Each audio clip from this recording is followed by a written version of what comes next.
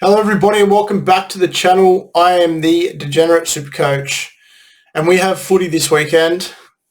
The trials are here, thank God. It's been a long off season, but we're here. So I'm going to go over my team that I've assembled over the last couple of weeks that I would like to keep together and have a look at the players I've selected over the trials. I've changed a few things to create more depth in the side. So I want to go over it. And hopefully you can comment, judge, burn me, praise me, I don't care. We're all here for a discussion, so we'll go over it. I've obviously got Robson up the top with the cheese. I have gone between Robson and Grant so many times, but I've just found that if you drop down to Robson, you open yourself up to an extra 120,000. It can be spread more. I really think Robson and Grant go toe-to-toe this season. I really don't see them being too different, especially in the first 15 rounds. I really don't see the difference. So you're getting Robson at a much cheaper price for probably the same points that Grant is going to score, let's be honest. Cheese is obviously, in my opinion, set and forget. If you haven't got him, you're going to miss out.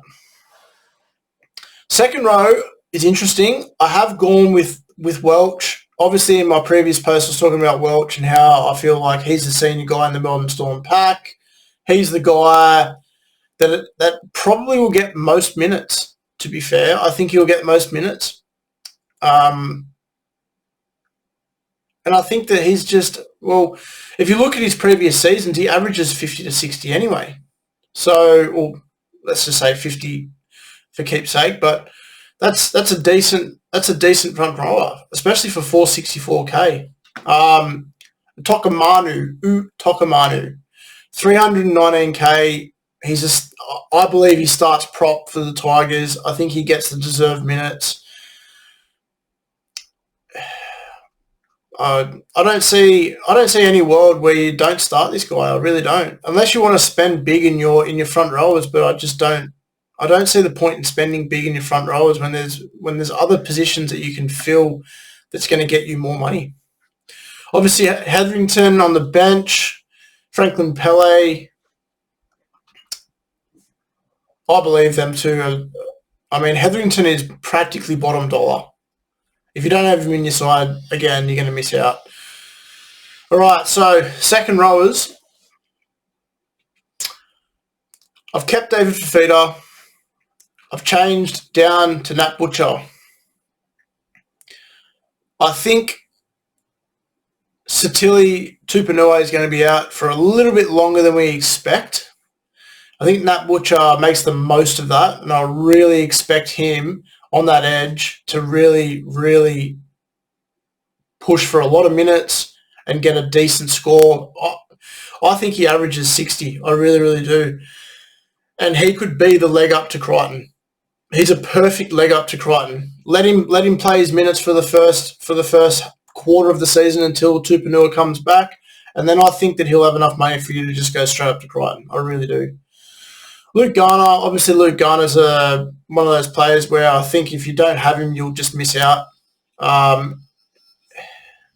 Anyone on that left edge for Panthers is, we've said it before, we'll say it again, time and time again.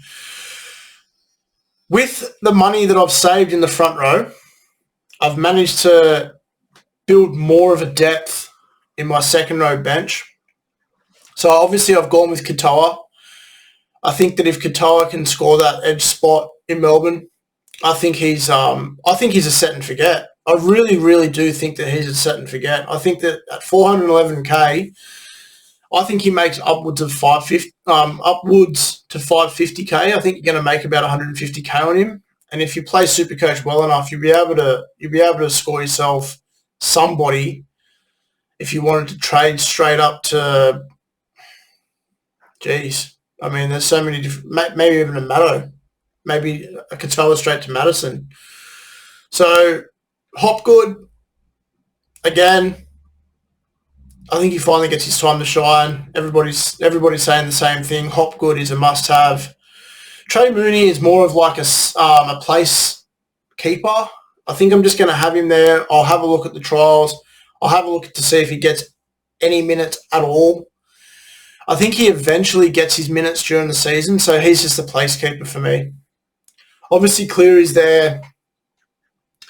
I haven't moved him out of my side since I put him in there. My second half back, though, I did have Sam Walker in my last team.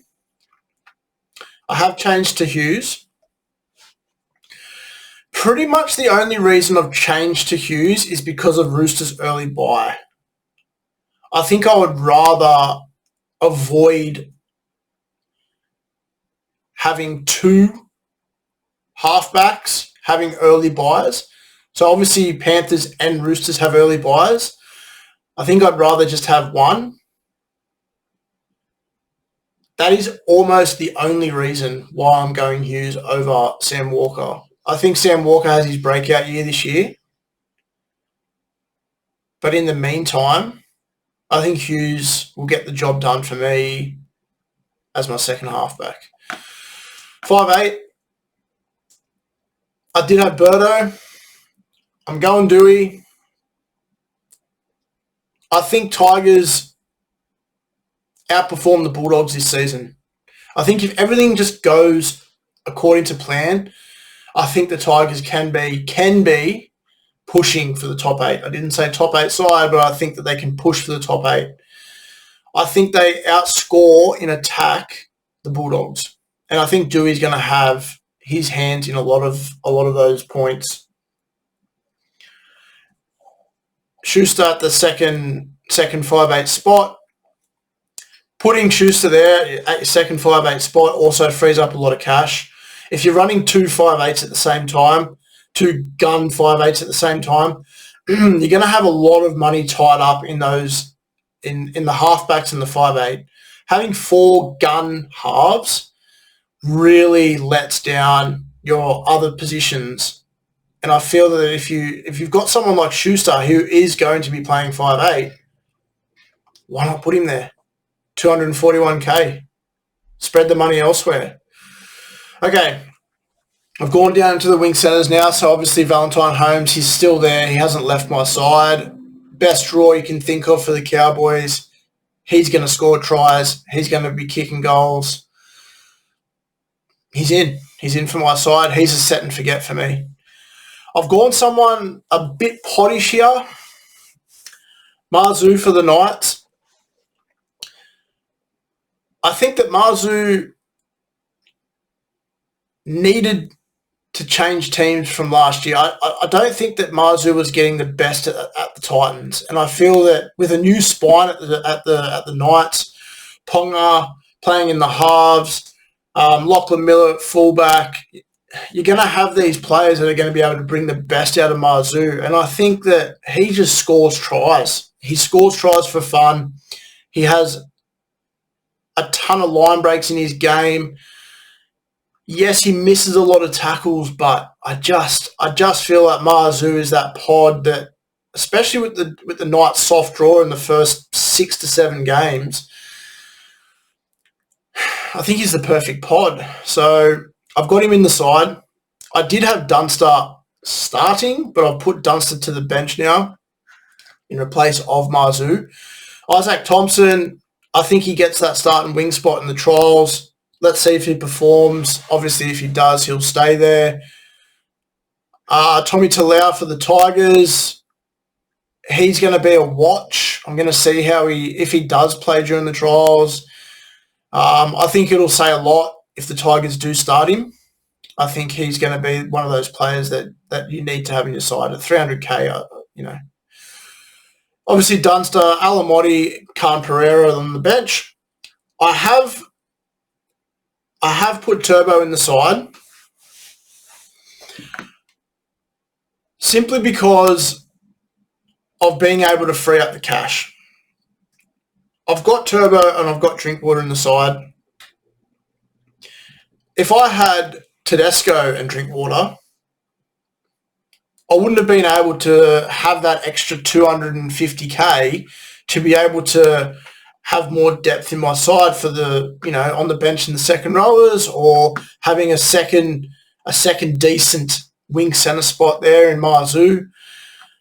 And I feel like obviously Turbo at 577k, if he does come out round one and does look good, I mean, obviously he's got his bye in round two, but Drinkwater slots straight back in there as your second fullback. You could probably go a second round two with just the one fullback. And if you have a look at my bench here, I've got plenty of cover. I can just run Katoa. I can run Hopgood. I can run Dunster. I can run Hetherington. There's cover there. That's why it's very, very important not to leave your bench spots thin, especially with these buys. You need to have depth on your bench, and I think people are going to get caught out. So I'm starting with Turbo. I'm starting with Drinkwater. I did have some thoughts around Ponga instead of Turbo. I really, really did. I just want to have a look at how Ponga goes at 5'8". I just want to have a look at that first. And if he does get dual, he could really push for the starting spot over Dewey in my side at 5'8". But time will tell. But anyway, that's my side. Going into the trials for this weekend, I will be watching every single game. I will be making a video next week going over the trials, going over the players who performed and who didn't. And that's about it. So thanks for watching, guys, and I will see you all next week.